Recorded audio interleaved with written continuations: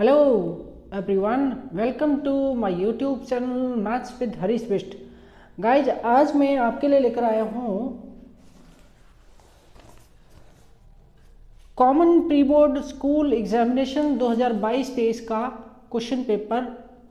और अब तक मैं इसके 12 क्वेश्चन सॉल्व कर चुका हूँ। आज उससे आगे सॉल्व करेंगे। ये बेसिक का क्वेश्चन पेपर है, मैथमेटिक्स बेसिक, ठीक है। तो आज मैं इसका सवाल नंबर 3 हल करता हूं। पहले तो यह है सवाल नंबर 3। क्वेश्चन नंबर 3 में पूछा है बच्चों, इसमें बोला है कि which of the following line is not parallel to the line 2x - 3y = 5। मतलब आपको एक समीकरण दिया है 2x - 3y = 5 ये दिया है, और आपको ये बताना है कि निम्नलिखित में कौन सी रेखा इसके समांतर नहीं है। इसके समांतर कौन नहीं है ये बताना है। 4 ऑप्शन है, तो हमारे पास 4 ऑप्शन है। Option A 2x - 3y = 1, option B 4x - 6y = 5, option C 6x - 9y = 10, और ऑप्शन डी में है 2x + 3y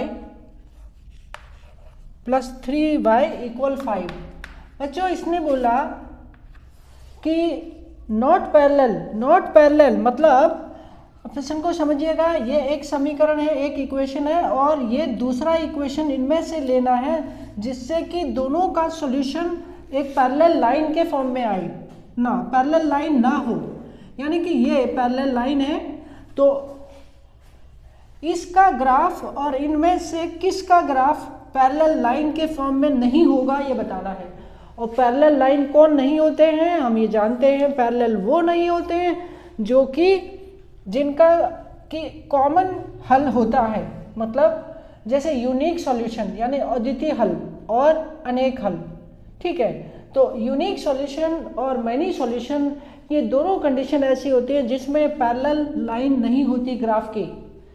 तो आपको कैसे पता लगेगा कि इनमें से कौन है?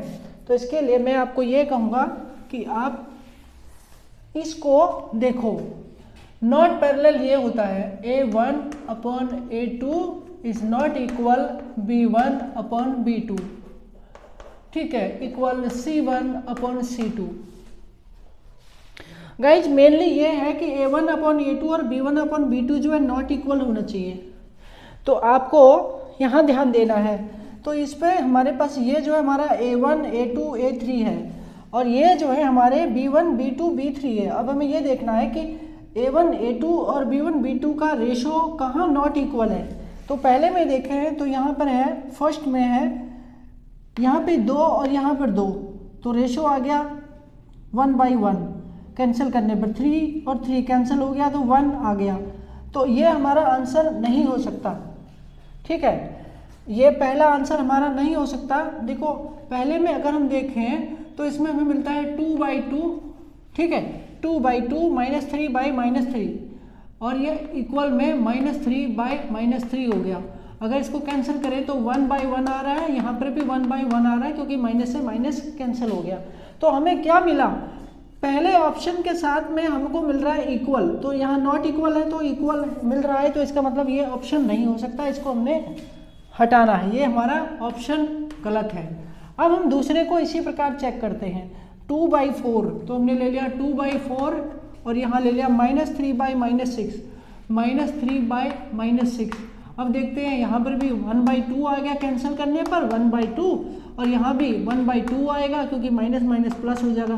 तो ये तो इक्वल आ रहा है, इसका मतलब ये ऑप्शन भी नहीं हो सकता, तो इसलिए हम इसको भी हटाएंगे। इस तरह से आप जल्दी जल्दी जो है चेक कर सकते हैं, ठीक है, बिना लिखे। अब ये देखा है 2 और 6, तो ये लिखे 2/6, और यहाँ पर ले लिया -3/-9, -3/-9 कैंसिल किया 1/3 कैंसिल किया 1/3 तो इक्वल आ रहा है। इसका मतलब ये ऑप्शन भी नहीं है, ये भी इक्वल है।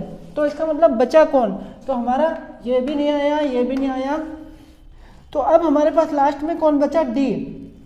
डी हमारा राइट आंसर है बच्चों, डी हमारा राइट आंसर है। देखो अगर हम चेक कर सकते हैं, ये लिखा है 2, ऊपर यहाँ 2 ले लिया, नीचे में 2 ले लिया, तो 2/2 हो गया।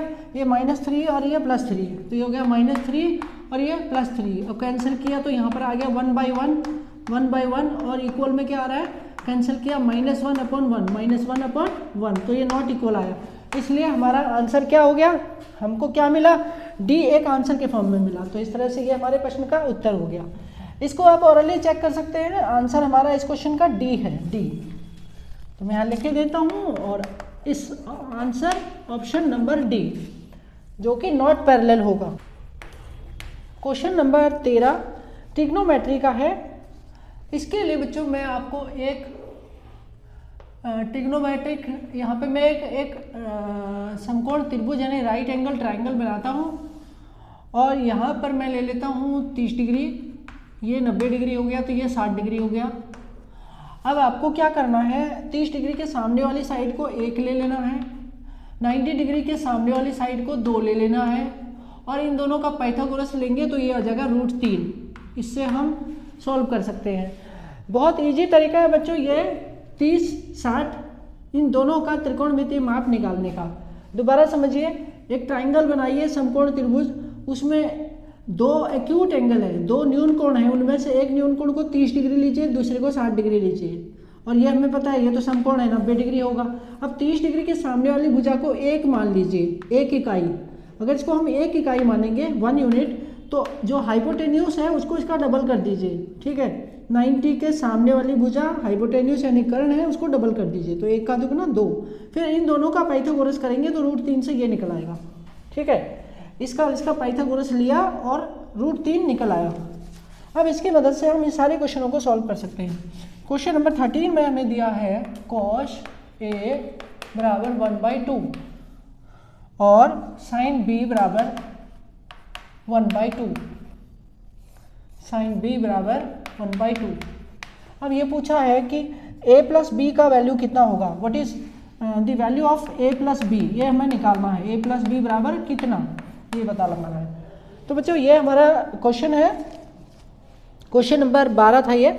और अब हम देखते हैं कि cos A, अब आपको अगर हम इसको नाम दे देते हैं A B, इसको B देते हैं, A और B एक्यूट एंगल है और ये C हो गया।